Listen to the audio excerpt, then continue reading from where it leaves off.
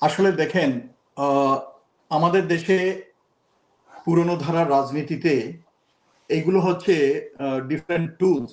কারণ নতুন রাজনীতিতে, নতুন ধারা যেসব রাজনীতি দুনিয়াতে চলছে, এগুলোতে কিন্তু এই বস্তা পচা ওই জিনিসগুলো নাই। মিছিল করো, ভাঙচুর করো, ভায়োলেন্স করো, তারপরে এক দল আরেক দলকে ব্লেম গেম করো। তো এইগুলো কিন্তু, এগুলো থেকে আমাদের দেশের রাজনৈতিক দলগুলো যতদিন পর্যন্ত বের হয়ে আসতে পারবে না, ততদিন পর্যন্ত আমি বলবো যে সুস্থ রাজনীতিক ধারা যতদিন পর্যন্ত আসবে না, ততদিন পর্যন্ত এগুলো চলবে। মানে চাপ ক্রিয়েট করার জন্য কোন দলের উপরে বা সরকারের উপরে চাপ ক্রিয়েট করার জন্য এই যে মিছিল, মিটিং বা আন্দোলনের নামে জনগণের ভোগান্তি সৃষ্টি করা, এটা কিন্তু সঠিক পন্থা নয়। এখন আপনি যেটা বললেন যে আমরা দেখছি ডক্টর আলী রিয়াজের নেতৃত্বে বিভিন্ন রাজনৈতিক দলকে নিয়ে আলোচনা চলছে, এবং এই যে আলোচনা চলছে, এটার ফলাফল কি হয়েছে জনগণও জানে না। ইভেন কি রাজনৈতিক দলগুলো এখনো এই ব্যাপারে কোনো সুনিশ্চিত আউটকাম বা রেজাল্ট, ফলাফল তারা জানতে পারেনি। তা আমার কথা হচ্ছে যে যখনই রাজনৈতিক দলগুলো রাস্তায় নেমে যাবে এবং আন্দোলনের নামে একজন আরেকজনের মুখোমুখি হবে, যুগপৎ আন্দোলন বলেন বা এমনি সাধারণ আন্দোলন বলেন, যেটাই বলেন, আমার কথা হচ্ছে যে এইভাবে যদি মুখোমুখি হয়ে যায় রাজনৈতিক দলগুলো রাস্তায়, তাহলে ক্ষতিগ্রস্ত কারা হবে? ক্ষতিগ্রস্ত হবে দেশ, ক্ষতিগ্রস্ত হবে এই রাজনৈতিক দলগুলোই। আপনারা যদি পিছনের দিকে তাকায় দেখেন, সেই 2000 কততে 111 হলো, তখন আমরা দেখেছি যে রাজনৈতিক দলগুলোর অসংযত আচরণের জন্য, রাজনৈতিক দলগুলোর সঠিক বিবেচনাহীন কর্মকাণ্ডের জন্য কি হয়েছে, এবং আলটিমেটলি সেই 111-এর মতো একটা পরিস্থিতির দিকে দেশকে নিয়ে যেতে হয়েছে, যেটার খেসারত জাতি এখনো দিয়ে বেড়াচ্ছে। তো সেজন্য আমার কথা হচ্ছে যে এগুলো একটা গণতান্ত্রিক দেশের জন্য কাম্য নয়। এবং আমি বলবো রাজনৈতিক দলগুলো এই যে আন্দোলনের নামে, ওরা এই যে জামাত ইসলামী আরো কয়েকটা দল নিয়ে তারা আন্দোলনের ঘোষণা দিছে, আবার এদিকে বিএনপিও হুঙ্কার দিতে যে আমরাও রাস্তায় নামবো। ফলে দাঁড়াচ্ছে কি, তার মানে মুখোমুখি হচ্ছেন আপনারা আবার রাস্তায় নেমে যাচ্ছেন, আলোচনার টেবিল থেকে রাস্তায় চলে যাচ্ছেন।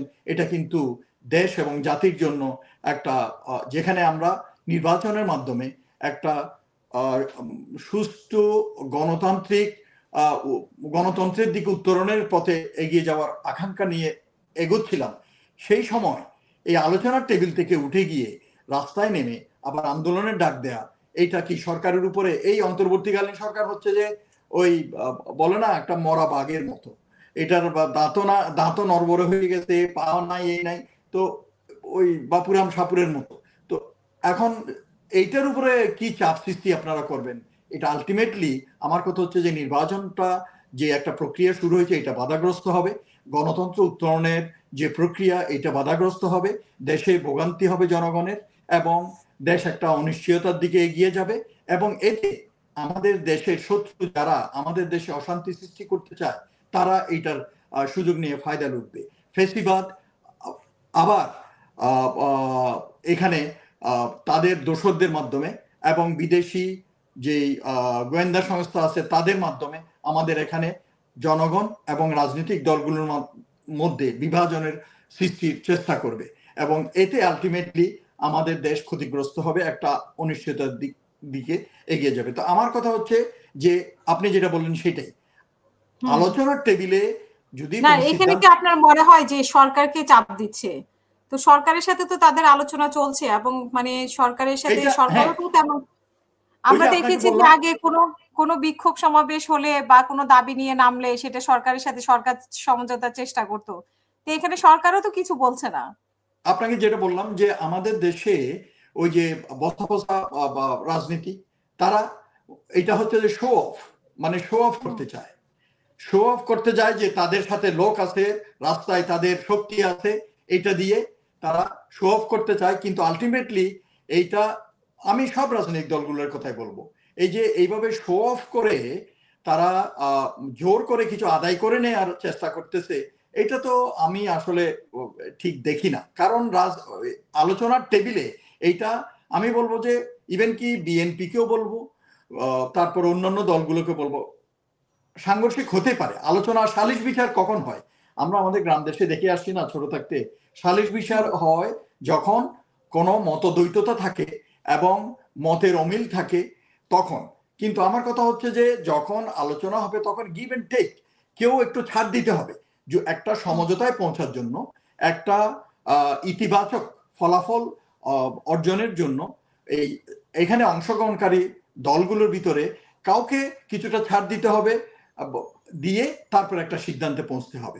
কারণ এটা কখনো সম্ভব না, এটা হয় না যে সবার বিএনপির তাদের সবকিছু মানতে হবে বা জামাতও বিএনপি সবকিছু মানতে হবে, এরকম কখনো হবে না, এটা সম্ভব না। কিন্তু কিছুটা গিভ এন্ড টেক, ছাড় দিতে হবে দেশের কল্যাণের জন্য এবং জনগণের কল্যাণের জন্য।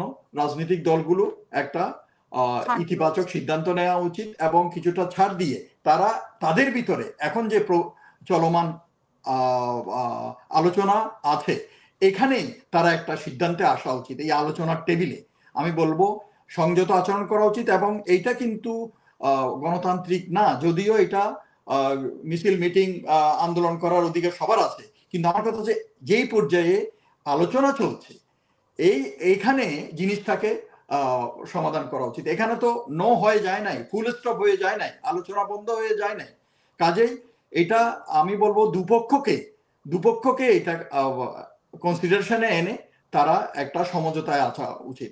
সমঝোতায় যদি এই আলোচনার টেবিলে না আসে, যদি রাস্তায় নেমে যায়, আমি বলবো যে এই দেশ ও জাতি একটা অনিশ্চয়তার পথে হাঁটবে এবং দেশে একটা অনিশ্চিত এবং পরিস্থিতি উদ্ভব হবে, দেশের স্বাধীনতা সার্বভৌমত্ব হুমকির মুখে দাঁড়াবে।